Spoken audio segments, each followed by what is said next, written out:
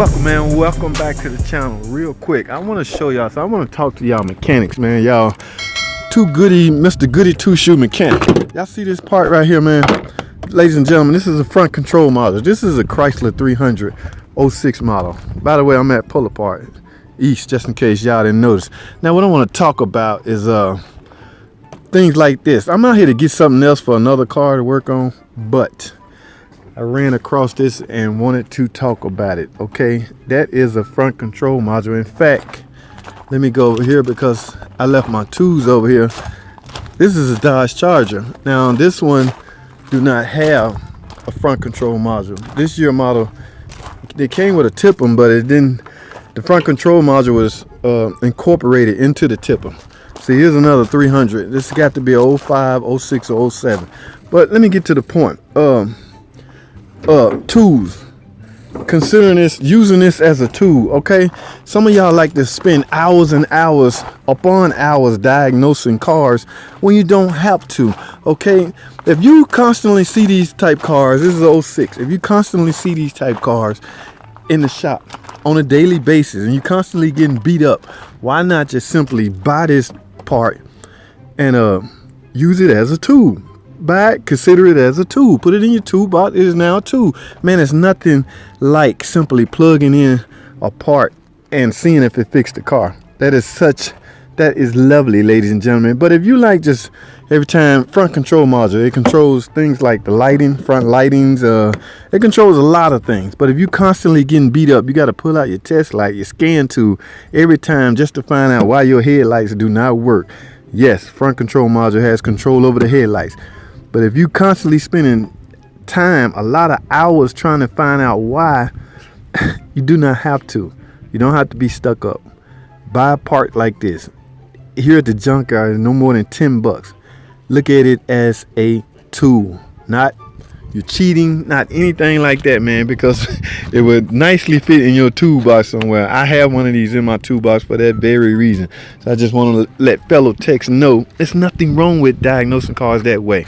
Okay, I'm not sure if you would rather spend an hour upon hours of diagnosing, like I say, with your test light out and your scan tool and manuals and all of this, when you could just simply plug this in and then see if your headlights work. That is so much simpler and time efficient to do it that way. All right, that's just a tip, man. Some of y'all get too caught up in the right way to do things. There's a right way, there's a wrong way, and there's an easy way, in my opinion. So I like to take the easy way out. Now, the older you get, the more you will realize this stuff. All right, there's nothing wrong with one of these being in your toolbox. In fact, even a tipper, man, these things beat people up all the time. Now, if you're an independent mechanic, sure, that wouldn't do you no good, because you probably see something like a Chrysler 300 once every 2 weeks.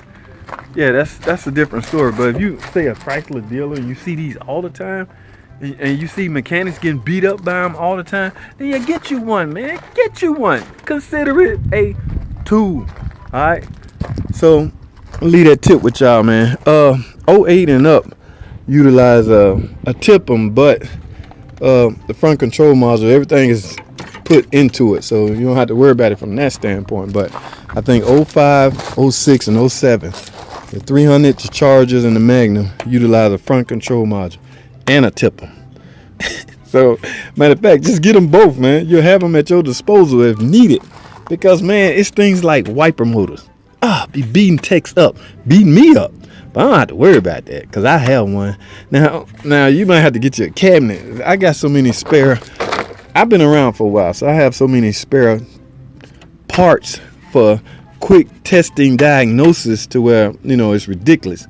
Now, I'm not advising you to go out and buy all the parts to a certain car and have at your disposal. No, I'm just saying if you're constantly being beat up by something, then it makes economical sense to just purchase the part from a place like this, salvage yard, because it's dirt cheap and you don't have to. These are plug and play. You don't have to plug anything up.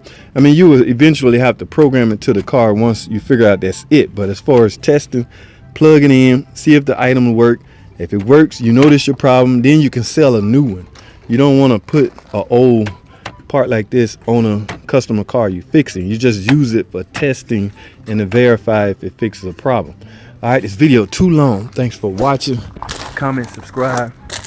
And I'll see y'all on the next video, man. I gotta get out of here. I've been out here too long. Thanks for watching.